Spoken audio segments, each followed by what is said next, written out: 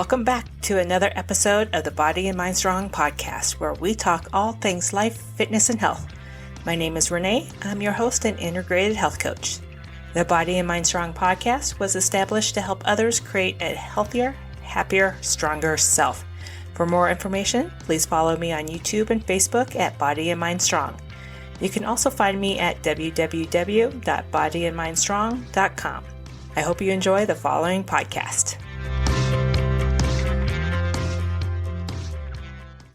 Thank you so much for joining me again today. We are on episode 7, and I hope everyone is having a great day. Today, I'll be touching base on the topic of personal finances again. However, this time, I'll be connecting it to relationships. I'm sure some of you are thinking, why is she talking about this, as it has nothing to do with one's health? However, on the contrary, financial stressors can have a huge impact on both your mental and physical health. It can also put a strain on your relationship, which in turn can put a strain on your health. This is why I'm bringing it up. Body and Mind Strong is more than just a fitness and diet plan. It's about the person as a whole, and it's about helping you become the best version of yourself. Now let's dive into the topic at hand. Finances may not be the number one cause of divorce or relationship issues, but it does rank up there in the top 5. With this whole COVID-19 pandemic occurring, financial struggles are becoming a bigger issue, not just for couples, but for everyone. However, today, I'd like to focus on the tools that may help relieve the strain for couples. Following are a few tools and tips I have found to have a positive impact and reduce some of the financial stresses in a relationship. I spent several years working with couples as a counselor, and what I saw that was at the core of the majority of the issues they had was communication. Yep, pretty much 99% of the couples I met with. There was either a lack of it, or when they tried, they just communicated differently and didn't understand each other. So it doesn't come as a great surprise to know that lack of communication is one of the biggest causes for financial stresses in a relationship. So communication is key. Whether you're at the beginning of your relationship or have already been in one for a while, if you haven't already had the money talk, you need to have one now. Time to implement some communication. Take time to sit down with each other and discuss lifestyle expectations, financial goals, and values. Your values in life will have an impact on your financial visions, and thus is why it's on the list. Now, when you are having this conversation, expect there to be some differences between you two, and expect there to be some give and take on both sides of the party. Try to understand where the other person is coming from, whether you agree with them or not. Trying to understand the other side will actually help you create successful financial goals. This leads to scheduling the couples meeting. Now, once you have had this initial money talk, make sure you continue it with either weekly or monthly talks. I call it the couples meeting, but you can name it something more fun to bring some lightheartedness to the relationship. The couples meeting is not just about finances. It's about all aspects of the relationship, and I recommend it to help couples connect and grow together. In this meeting, you talk about what's going right in your relationship, plans for the week, review goals, and if anything needs to be worked on in regards to your relationship and finances. In regards to the finances, prioritize any new goals that are set and review status of current goals. Also, review your budget and the efficiency of where the money is being dispersed. The answer to this next question is important for you guys to know. Are you the spender or the saver in the relationship? If you are the spender in the relationship, consider an allowance. I know this will hit a nerve with some of you, but I need you to take a step back and look at it from a different angle.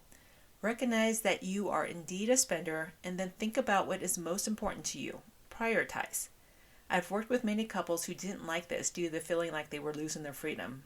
But in reality, it really is being responsible. If you struggle with controlling your spending habits, then by receiving an allowance, you are making sure that the most important bills, saving goals, and living expenses are being taken care of first. Then you have the freedom to spend your allowance on whatever you want. The same goes for the saver in the relationship. Now, on the flip side, saver, don't go overboard and be completely strict on saving everything. Being too controlling over the money can damage your relationship. Also, if you're the kind that likes to track everything in regards to the money, realize that your partner may struggle with this. If your partner does, the more you try to get them to track everything, the more strain you'll put on your relationship. Recognize this and focus on tracking only the most important transactions. Next, let's talk about separate bank accounts. I recently read an article from a very well-known financial guru who states that he discourages separate bank accounts in a marriage. For those who agree with that, you're not going to like what I'm going to say next. From my time working with couples, I strongly question this. From what couples have told me after figuring out their financial success, having both separate and joint bank accounts can actually help the relationship. The separate account is used for your allowances, and the joint account is used for the bills, savings, living expenses, vacations, and the big ticket items. Having all the income go into the joint account first, then based off your budget and financial goals, decide how much will go into the allowance account. One thing that I would like to add to this is I want you to avoid what they call the power play when it comes to income of both partners. If one person enters the relationship with more money or makes more money than the other, this does not mean that the person has control over the money or uses it to control the other person. Also, the one who makes more money doesn't automatically get the bigger allowance. Remember that. Finally, only you can decide what is best for your relationship. Just remember, at the end of the day, the only people in this relationship is you and your partner, no one else. You both know your life and relationship best, and only you can decide how to manage your finances properly. Side note, just like any other area in your relationship, you are in this together.